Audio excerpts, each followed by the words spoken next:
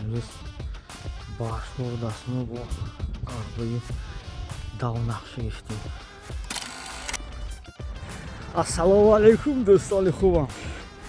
اینک اولین دواتلام که و هوای اندک سرد فرامد واقع نیست، بگذارین هوا انرژی بخشد. این قسم رابرانی بعد آن قسم در سلامتی موفقیت دوستا. ادامه مسیری رابرانی غفور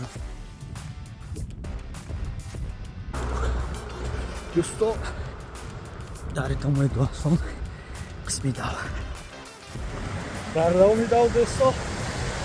انا چنین منظره عجیب دوستان خوبم. این اولین دواتلان بود